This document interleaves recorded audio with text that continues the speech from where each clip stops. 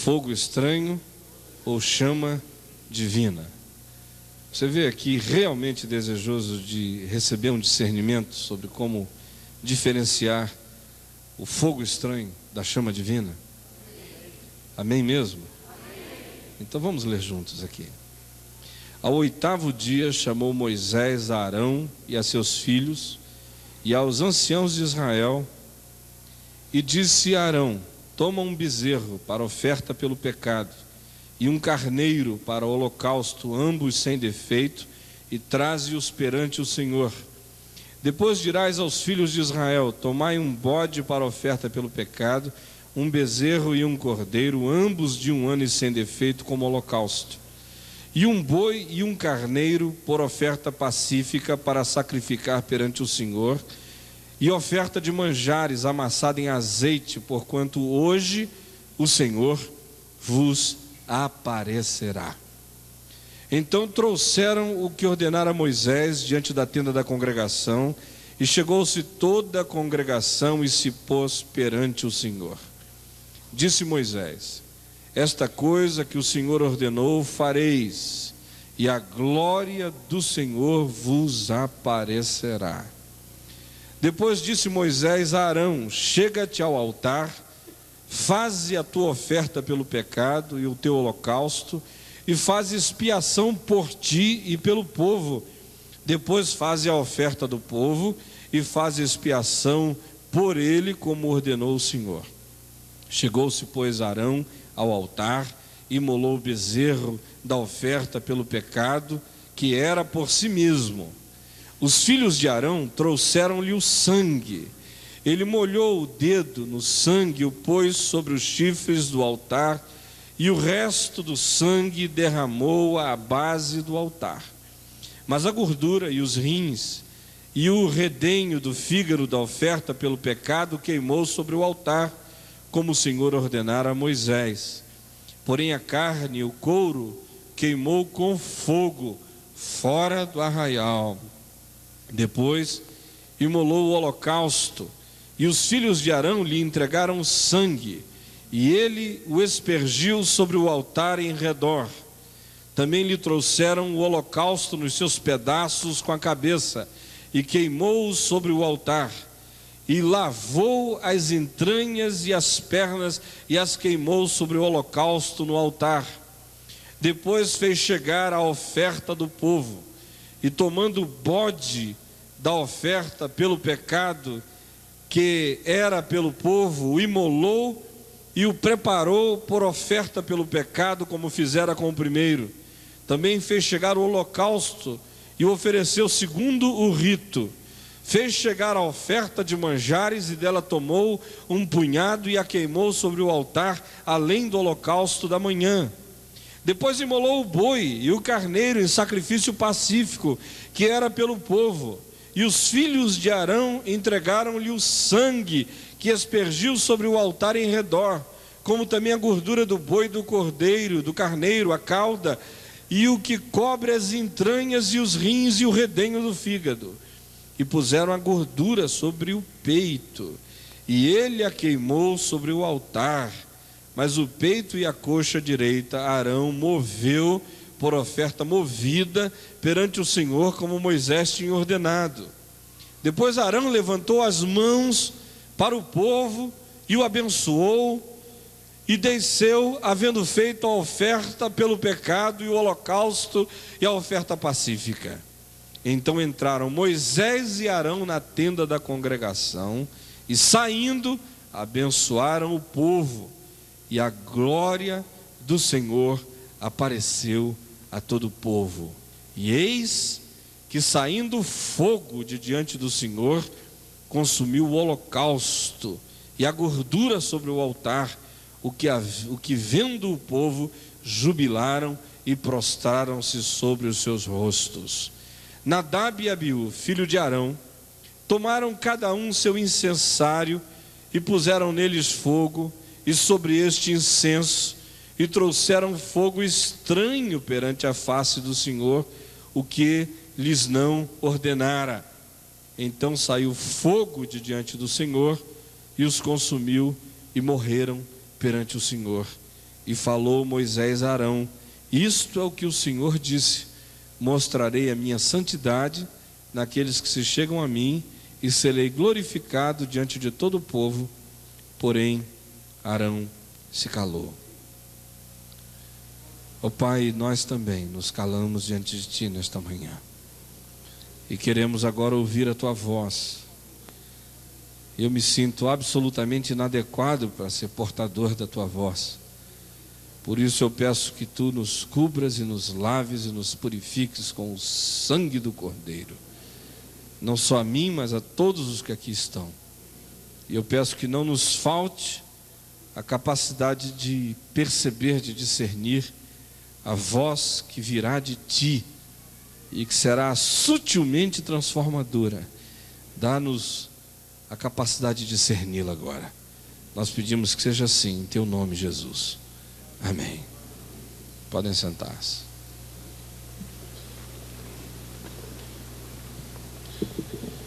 Nós temos aqui diante de nós um texto, para mim, dos mais vitais de toda a Escritura, no que diz respeito a nos ajudar a perceber, a discernir como é que um ser humano pode e deve se aproximar de Deus. Esse é um texto do fogo, porque o fogo é usado para queimar entranhas de holocaustos, é usado para queimar ofertas perante o Senhor. O fogo aparece como derramar e a validação, a vindicação divina, comprovando a significação e a genuinidade do rito e do pacto do seu povo para com ele.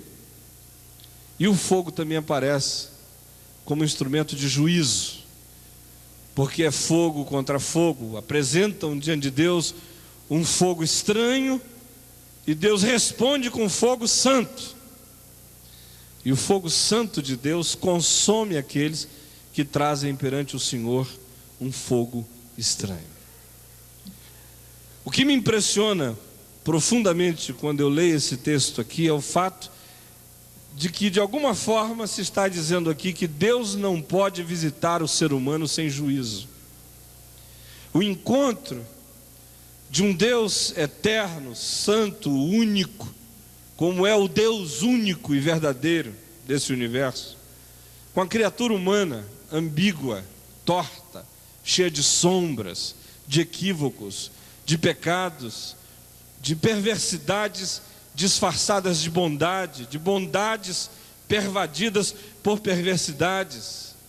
Em toda essa dubiedade que me marca, que me caracteriza, que me define como ser nesse universo, o encontro desse outro, que é absolutamente único na sua bondade, justiça, santidade, verdade, em quem não há mancha, não há sombra, de quem vem todo bem. Quando ele se encontra com um ser como eu, esse encontro só pode significar crise para mim, só pode significar juízo para mim, a menos que de alguma forma ele mesmo interponha entre mim e ele alguma coisa que seja anteparo fundamental, que me permita colar nele sem ser queimado pela santidade dele, porque existe uma contradição inerente entre o meu ser ambíguo, manchado, sombreado, e a luz absoluta que ele é. E é por causa disso, desde que nossa tortuosidade se manifestou assim, em algum lugar no passado, no Éden, é que Deus, ao se aproximar de nós, se aproxima com sangue, com expiação, com pagamento da dívida, com a afirmação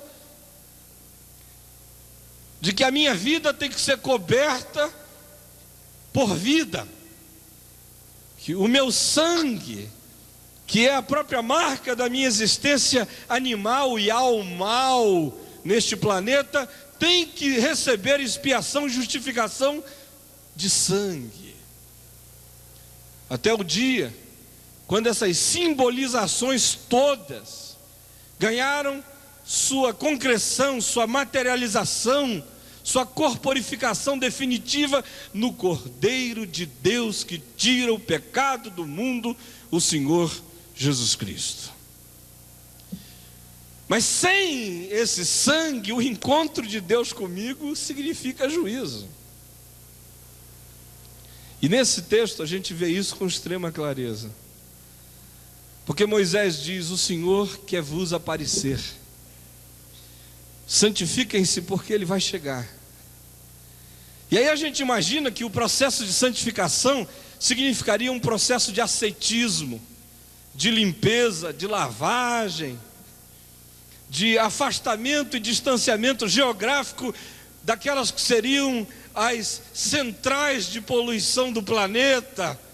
Mas não é nada disso. Quando ele diz: o Senhor quer vos aparecer, ele introduz Arão e o povo de Israel não num processo de distanciamento da vida, mas num mergulho dentro do espírito da graça e da justificação. Aí ele diz: olha, você vai em primeiro lugar apresentar diante de Deus oferta pelo pecado. Depois vai fazer o holocausto da celebração do encontro.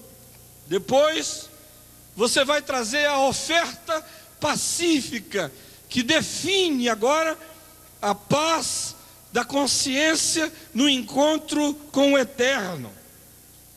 E depois você vai trazer a oferta de manjares, que é essa possibilidade da alma comer com Deus, comer de Deus, provar de Deus, saborear a Deus. E aí Arão começa os ritos. E Moisés diz: inicialmente você vai fazer sacrifício pelo seu pecado, porque Arão, você é torto, e pelos pecados dos seus filhos. E aí Arão oferece holocaustos e ofertas extraordinárias, e elas têm suas exterioridades, porque a pele é queimada do lado de fora, o corpo, todas as partes visíveis, mas ela afeta as interioridades do ser, as entranhas, os rins, o fígado, as vísceras. Toda essa coisa tem que ser queimada. Depois que esse sacrifício está feito por ele, Moisés diz: agora é pelo povo. Pega o bode expiatório e amarre as culpas do povo no bode. E depois o novilho, e depois o carneiro. Começa com a oferta pelo pecado, depois oferece o holocausto desse encontro, depois oferece a celebração da paz de consciência, depois oferece a oferta de manjares, que vai significar o prazer do povo em estar com Deus. E esses ritos são todos obedecidos, não sem sangue, com sangue toda hora, aspergindo o altar, aspergindo a solenidade inteira e o próprio povo e os ofertantes do sacrifício. Depois disso tudo, quando os ritos da graça estão completos, verso 22 diz: Arão levantou as mãos, abençoou o povo, desceu, ele e Moisés entraram na tenda da congregação, e quando saíram da tenda da congregação, abençoaram de novo o povo. E aí a glória do Senhor apareceu, e aí fogo santo caiu e consumiu o holocausto e a gordura do altar. O que vendo o povo deu glória a Deus e prostraram-se com seus rostos em terra. Podia terminar aqui, não é? Coisa maravilhosa. Mas veja só como é que o texto continua. Havia um moço chamado Nadab, havia um outro chamado Abiú. Esse aqui era universitário, esse segundo era da ABU. E Nadab e Abiú. Nadab e Abiú viram fogo caindo, filhos de Arão, Papai garante. Disseram, puxa vida, olha o povo todinho aí, o fogo caiu ali, por que a gente não faz um espetáculo da graça aqui? Isso um pouco de marketing religioso não faz mal a ninguém. Aí o Nadab disse assim, Abiú, ali atrás da tenda do seu Jacó, eu vi um churrasco sendo feito ainda agora, tem fogo lá. Aí ele disse, então tá bom, vamos pegar os nossos incensários. Eles também estavam com óleo derramado sobre a cabeça. Pegaram seus incensários, correram lá, pegaram fogo, colocaram ali nos portadores de chama do incensário, e lá vieram eles, marchando felizes da vida. Aleluia! Fogo! Fogo! Fogo! Foram os primeiros botafoguenses queimados em praça pública. O pastor Antônio Carlos está aqui, ele é botafoguense, e eu também. De vez em quando ele me telefona, diz, pastor, vamos para uma reunião pentecostal com 50 mil irmãos? Essa reunião pentecostal, aquela, fica todo mundo assim, fogo, fogo. Eu digo, hoje eu não tenho tempo para ir para o jogo do Botafogo hoje. Ele disse que ele é botafoguense por causa disso. É um público pentecostal, e ele é bem pentecostal, gosta de fogo. O problema é que nós quase sempre saímos do estádio queimados. É a síndrome do Nadab e do Abiú.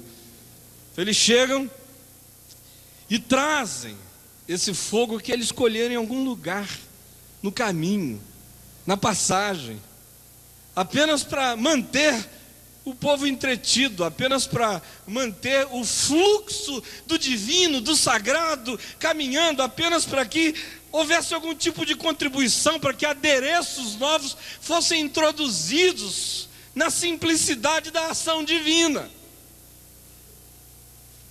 E quando eles vêm com toda essa coreografia nova, com ritos não estabelecidos, com movimentos que Deus não conhecia, com um fogo que não tinha sido consagrado e que não teria sido jamais o objeto de uma passagem por todos os ritos da graça, mas apenas um elemento achado em algum lugar e trazido daquele lugar para essa celebração santa de Deus, sem permissão para que ali estivesse.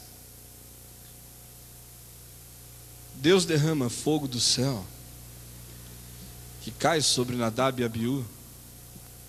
Os coitadinhos estavam cheios de óleo perfumado.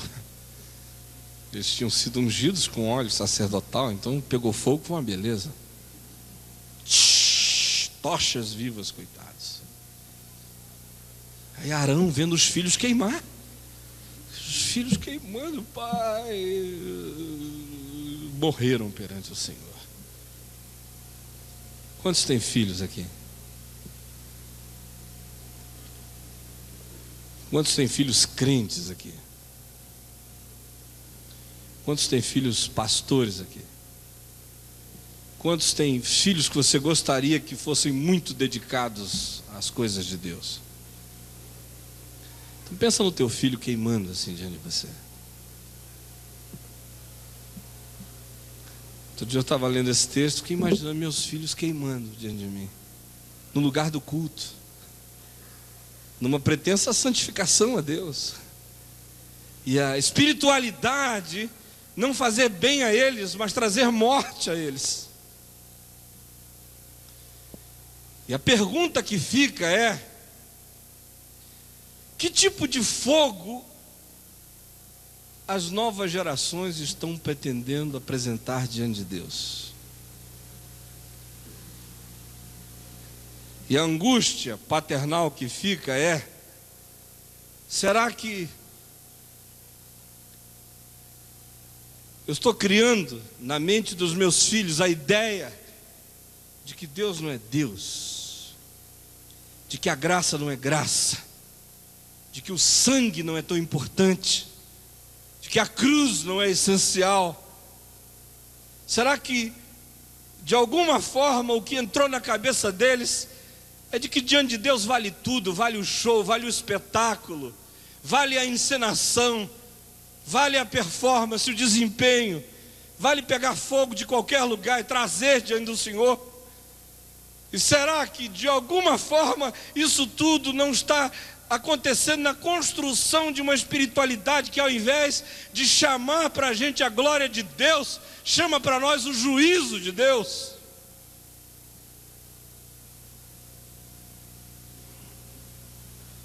E aí, gente, olhando de novo para essa passagem da Escritura, fica na mente da gente o fato esmagador de que o fim dessa história revela duas possibilidades apenas de manifestação da minha existência perante Deus. A primeira é de aceitação divina. Eu posso mergulhar num projeto de espiritualidade que não é perfeito, que não implica em afastamento da vida, que não se oferece a si mesmo como referência de coisa alguma, mas que no final de tudo é radicalmente aceito, abraçado, incluído, acolhido, vindicado, afirmado, validado e legitimado por Deus, porque é uma espiritualidade que viaja sob o sangue da expiação. Ou um segundo projeto de espiritualidade que desemboca em rejeição, em juízo, em crise, que é esse de Nadab e de Abiú, que tem todas as similaridades com aquilo que a gente chamaria de válido, mas não é válido, porque o que está em questão aqui não são as aparências dessa espiritualidade, sim os conteúdos profundos dela. Talvez a pergunta que fique a você seja basicamente o que pode ter sido tão radicalmente diferente entre os primeiros movimentos, os primeiros ritos que receberam a aprovação divina e o movimento de Nadab e Abiú que recebeu o juízo divino. O que diferencia uma coisa da outra? Fazer essa pergunta é fundamental, porque a resposta a ela é essencial, gente. Que nós estamos aqui diante de coisas muito parecidas, mas que têm resultados dramaticamente diferentes. Eu posso aprender o caminho de uma espiritualidade que termina na bênção de Deus, na glória de Deus, com o fogo de Deus, ou o caminho de uma outra espiritualidade que começa nas minhas intenções, nas minhas decisões, na minha autoconfiança, nas minhas pretensões, nas minhas fabricações, nas minhas produções, nos meus aparatos, nos meus cenários, nos meus métodos, nos meus conteúdos vazios de conteúdos, e termina consumida diante de Deus. O que diferencia uma coisa da outra? Quando eu digo que é fundamental a gente saber o que faz essa diferença, é simplesmente pelo fato de que essas duas espiritualidades estão vivas entre nós. Nós temos hoje esses dois caminhos para escolher, e o que a gente quer. Se nós queremos fazer opção pela via dos ritos da graça, ou se nós queremos fazer opção pela espiritualidade da nova era, espiritualidade do homem, a espiritualidade das minhas fabricações, das minhas criações, da minha autoconfiança, das minhas invenções, da minha afirmação e de mim mesmo. E aqui eu abro um parêntese para dizer que o que me impressiona é ver como nós, cristãos, especialmente os evangélicos, continuamos a ser topeiras espirituais, meu Deus. A gente fala tanto da nova era. Eu recebo cartas de gente assim: reverendo, o senhor é um homem de Deus, como é que o senhor deixa entrar na revista Vinde propaganda do Boticário? Boticário da Nova Era. Outro dia eu respondi uma dessas cartas. De vez em quando eu respondo. Já tem até uma resposta padrão lá que eu digo: olha, se escreverem, manda essa aqui. Mas outro dia veio uma tão engraçada que eu respondi: ó, eu deixo porque é cheiroso, eu gosto de cheiro, Boticário cheira bem. Irmã, a senhora conhece o dono do lado? Não, não conheço, nunca ouvi falar e tal. Recebi outra carta em resposta. Mas em algum lugar disseram que é, e no meio evangélico não vale a verdade, vale a versão. No nosso meio a gente devia dizer assim: eu sou o atalho, a versão e a imitação. Se chega ao pai ou não chega, não faz mal, mas se fizer de conta já está bom. Porque é do jeito assim que as coisas estão. E enquanto a gente fica pensando nessa nova era que a gente vai amarrar, a nova era está aqui dentro da igreja. Está aqui dentro. O que você acha que a confissão positiva é? É nova era pura e simples. Um monte de coisa que a gente engole, que a gente aprova, que a gente celebra, está aqui dentro. Tem até um livro, Evangelho da Nova Era, né? Escrito pelo pastor Ricardo Gondim. Quem viu a entrevista das páginas azuis da revista Vinde do irmão do Romero, Paulo Romero, ele também dá uma cacetada de frente violenta nisso aí. Fecha o parênteses. Então discernir isso aí é fundamental para que a gente defina que tipo de espiritualidade é a nossa e o que a gente quer como resultado dessa espiritualidade para a nossa própria vida. O que torna esses dois projetos tão diferentes? Em primeiro lugar, pense em quais são as características do fogo que vem de Deus. Quem gosta de fogo de Deus? Amém? Você gosta de fogo de Deus? Amém? Eu me lembro que a gente cantava com ninguém detém, é obra santa, ninguém detém, é obra santa, nem Satã nem o mundo inteiro podem apagar este ardor. Ninguém detém, é obra santa, esta obra é do Senhor. Quanto tempo faz que você não canta a obra santa? Que o fogo hoje é outro. Como é que a gente define, discerne o fogo que vem de Deus do fogo estranho? Em primeiro lugar, esse fogo que vem de Deus, ele é validado sobretudo pelo fato de que ele significa que alguma coisa foi queimada diante de Deus como sacrifício fora do portão. Eu gosto do que diz o capítulo 9, verso 11, quando nos introduz a essa teologia do fogo. O fogo válido que o homem tem para oferecer a Deus é aquele da queima do sacrifício fora do portão, e foi isso que Jesus fez, e Hebreus 13 nos diz isso. Nosso altar hoje é de uma outra dimensão. Jesus mesmo é aquele que teve seu corpo queimado como sacrifício diante de Deus, fora do portão, conforme o rito descrito aqui no capítulo 9, no verso 11. Em segundo lugar, o fogo de Deus para o homem só chega como validação dos ritos da graça.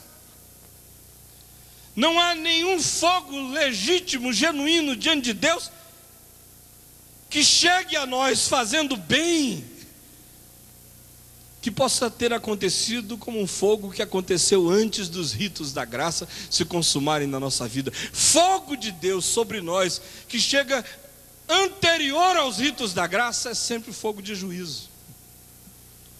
Observe os movimentos todos que acontecem aqui. Arão oferece sacrifício por si mesmo, pelos seus filhos, oferece sacrifício pelo povo. Ele traz diante de Deus a confissão da sua culpa, do seu pecado. oferece holocaustos que celebram o pacto da misericórdia divina. Aí ele fala de paz, de encontro, de uma consciência tranquila diante de Deus. Por último ele diz: tua presença e a relação contigo é ceia, é comunhão, é encontro. E é só depois disso que a bênção de Deus vem, a glória de Deus se manifesta e o fogo de Deus cai. Em outras palavras, o que está dito aqui é que o Calvário vem sempre antes do Pentecoste. O que está dito aqui é que não há nada que venha a mim neste mundo que não seja graça de Deus. O que está dito aqui é que eu não sou só salvo pela graça, eu sou santificado pela graça, eu sou ungido pela graça, eu sou revitalizado pela graça, eu sou qualificado pela graça. Não há nada em mim que possa acontecer que não seja subproduto da ação da graça de Deus anterior, me preparando para toda e qualquer manifestação de Deus na minha vida. Nada. Não há nada em mim que possa crescer diante de Deus e que não seja, sobretudo, o resultado do fato de que o sangue está entre mim e o Senhor. Em outras palavras, o que se está dizendo aqui é que Pentecostes sem sangue é apenas circo carismático. O que se está dizendo aqui é que fogo sem cruz é apenas pirotecnia religiosa. O que se está dizendo aqui é que toda e qualquer manifestação de espiritualidade que não esteja centrada na cruz, que não comece na cruz, que não viaje na cruz, que não se conclua na cruz e que não se glorie na cruz, é qualquer outra coisa, é espiritualidade de Nadab e de Abiú, mas não é espiritualidade que vai receber a validação do fogo genuíno e santo de Deus. Isso começa com sangue e termina no sangue.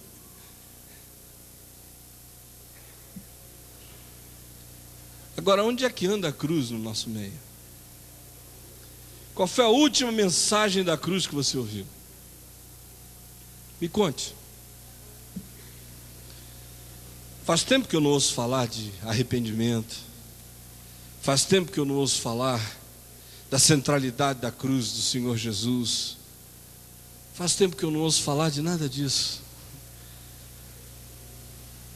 Quais são os grandes temas da nossa espiritualidade hoje?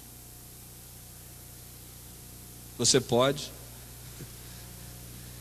você tem o poder, você declara, você libera, você solta, você prende, você conquista.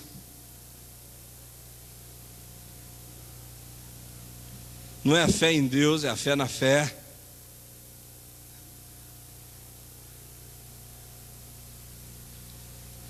E a cruz está exilada da nossa espiritualidade.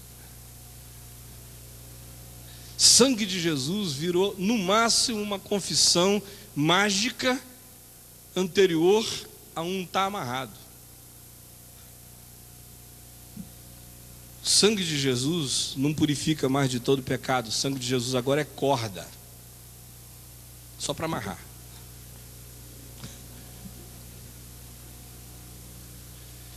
E quando a gente fala desse sangue, a gente fala apenas como declaração mágica, sem conteúdo, vazia.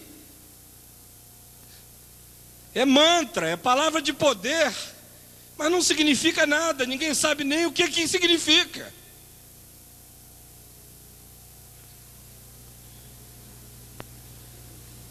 Eu, quando leio isso aqui e fico pensando na importância que Deus deu a essa preparação, você veja que a descrição do fogo é um versículo e caiu o fogo.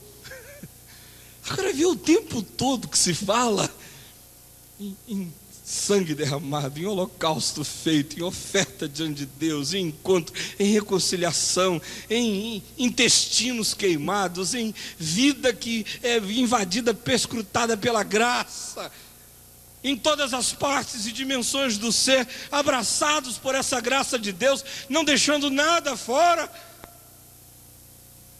E o fogo vem depois como uma descrição do final, como adorno a uma vida que viajou nos ritos da graça. A conclusão disso é que não há nenhum fogo aceitável diante de Deus que não seja o fogo divino que vem como afirmação divina, a significação da cruz. Quando isso acontece, o resultado é absolutamente natural. Depois da cruz, permaneçam na cidade até que do alto sejais revestidos de poder, porque o fogo vem. Depois da cruz, o Pentecoste acontece. Agora, Pentecoste sem cruz é carnaval de uma espiritualidade sem paixão por Deus, sem consciência, sem gratidão pela reconciliação e sem dependência radical de Deus. Pentecoste sem cruz é simplesmente a produção de um show de impressões sobrenaturais, mas que não nos encontrou de joelho em oração, como Pentecoste encontrou aqueles que tinham caminhado do Calvário até aquele dia.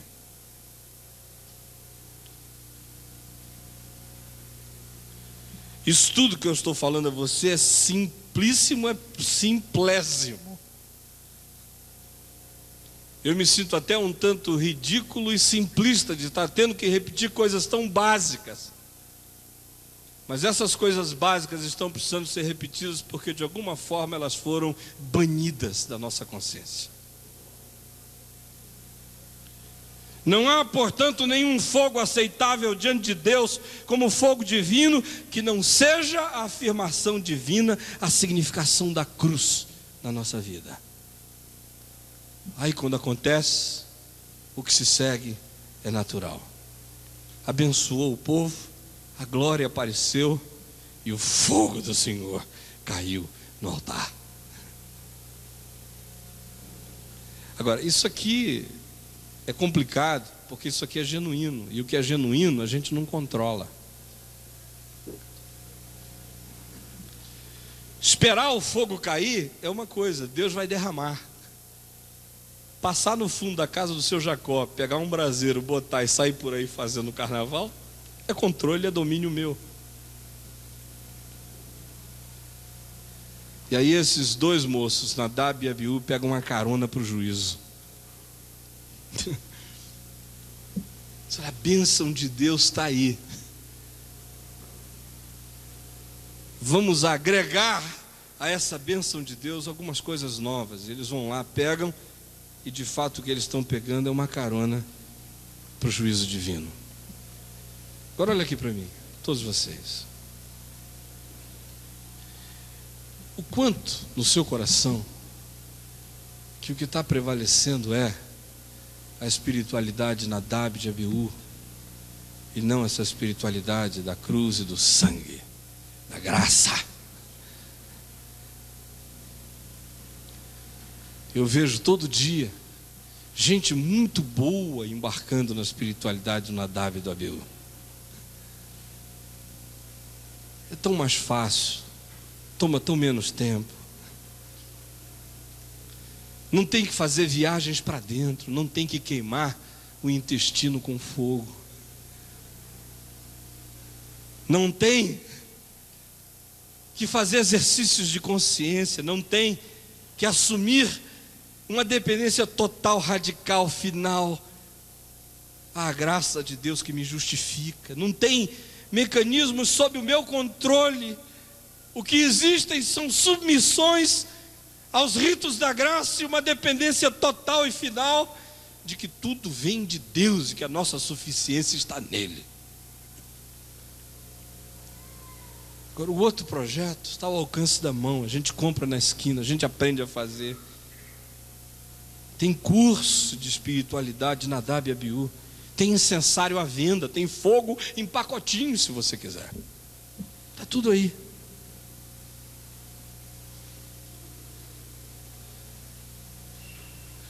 Eu só estou pedindo a Deus que me livre de ver meus filhos se tornarem vítimas dessa espiritualidade, queimarem diante de mim em praça pública. A responsabilidade que eu e você temos hoje é por nós mesmos e pelas próximas gerações. Do que a gente quer? A gente quer ver uma geração ardendo com o fogo de Deus, ou a gente quer ver gente incendiada com os fogos artificiais da pirotecnia de uma espiritualidade que Deus vomita em cima? Isso aqui é coisa séria, porque esse fogo que cai de Deus e queima a Nadab e Abiú é um vômito divino. Isso é um Deus nauseado, um Deus que diz: chega, eu não aguento esse negócio. E parece que lá no fundo é isso que Jesus diz aos fariseus e aos saduceus, quando afirma que ele preferia o convívio das prostitutas e dos publicanos.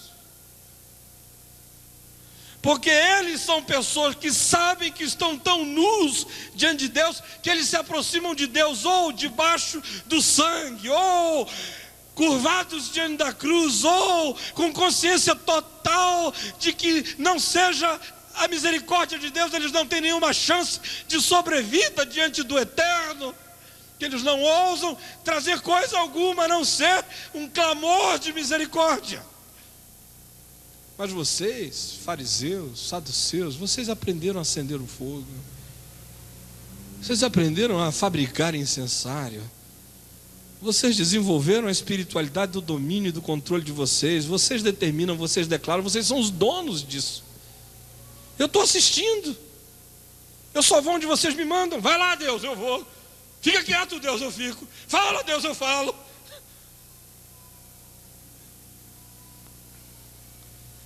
Que espiritualidade é que a gente quer?